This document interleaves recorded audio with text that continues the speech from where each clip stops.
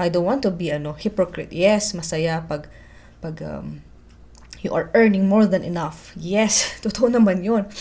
But then it's not all. It's not all, my God. It's not all.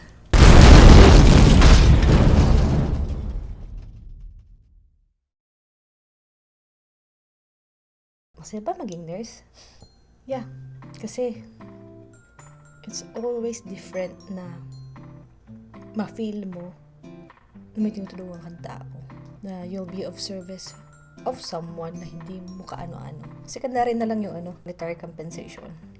Pero bakit nga ba? Kung isipin natin yung situation ngayon, it's actually very draining and exhausting ang healthcare. Pagod na. Why did I become a healthcare professional? Well, number one, I became one kasi I want to be like my sisters. To follow their footsteps. Kasi feeling ko ang saya ng ginagawa nila. And of course, to make my parents proud. Yes, of course. Akala ng iba, ganun lang yun. Assistant ka lang ng ng doctor. Assistant ka lang, tagabigay ka lang ng remote.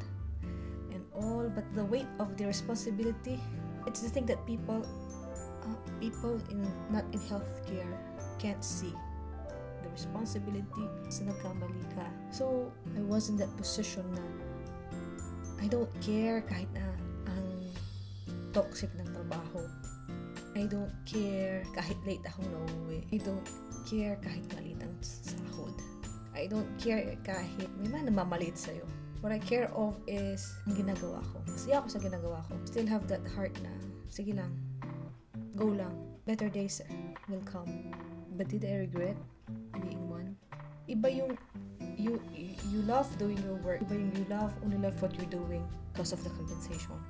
It's two different things. It always boils down kung saan ang integrity mo. Yes, you may be doing this job kasi kailangan lang. Nakitang tao lang. So the mga nurses dyan, what is your drive? What makes you... saan ka bumabangon? Ba't ka nagtatrabaho? Bakit?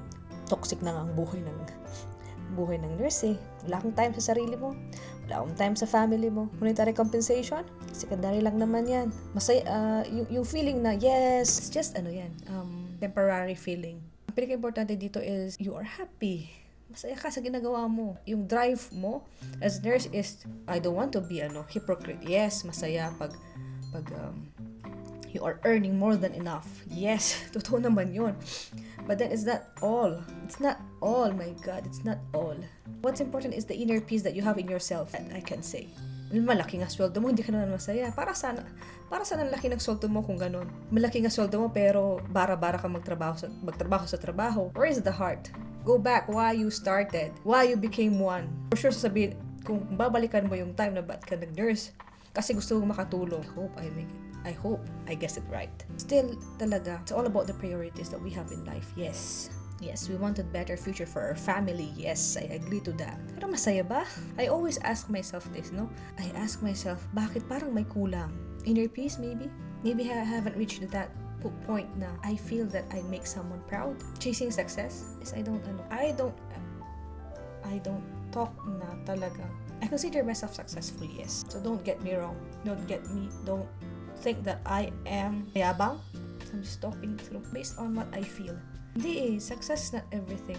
If there's something missing na missing in you that makes you incomplete, that is something that I have to find. No, what I can say is that the drive that I'm doing now is for myself, that I can say that I'm proud of you, Joyce.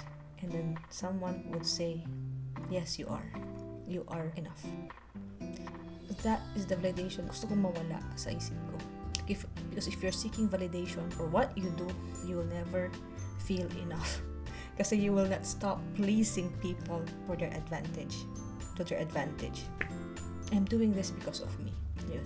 Kasi na-surpass ko na feeling ko na-surpass ko naman. Me and my sisters, we have our own strengths. And I know our parents are proud of us kahit na ano man yun. Na-surpass ko na siya. But did I feel so happy about it? Temporary lang, fleeting moment. Temporary, yes. Pero hindi siya, the contentment is never there. So if you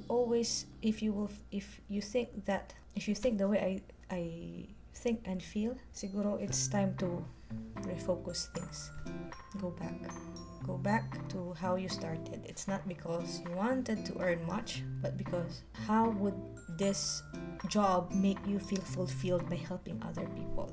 It's not always about the money. It's how you help, and that thank you from someone not known to you is priceless. Hindi mo siya babayaran. And how someone sees you because of what you do, they see something in you because of what you do, is priceless, more than the monetary compensation na makukuha mo. So, to my fellow nurses out there, it's trying times, mahirap. Yes, there's a lot of shortage sa kung saan saang parte ng mundo. Thank that you have a job. Be thankful that you have a job. You have something to put on the table. If you feel natatapakan ng ego mo, you're free to live your current job. But if you have not reached that point in your life na achieve yung goal mo, kapit lang. Think of the people why you wanted to be here in the first place. Hirap, yes. Siguro may mga taong there would be several times na mafafloat ka kung saan-saan. Mafafloat ka out of your expertise, yes. You'll be work more than the hours of shift that is required of you. Kasi marami kang backlogs. Kailangan mong tapusin. Of course, kailangan mong ma-document for legal purposes, yes. Nakakapagod, yes. Walang nagsabing madali. Kung alam ko lang na ganito hindi madali, sana iba lang kinuha ko, di ba? But hindi, I feel, kahit na mahirap, masaya. Kahit na mahirap, I feel happy pa rin. Kahit papaano, masaya pa rin. So, let's just go back to where we started. Kahit nahihirapan ka, kahit gusto mo nang sumuko, kasi sobrang pagod ka na, I tell you, kaya mo yan. Better days are coming, hero.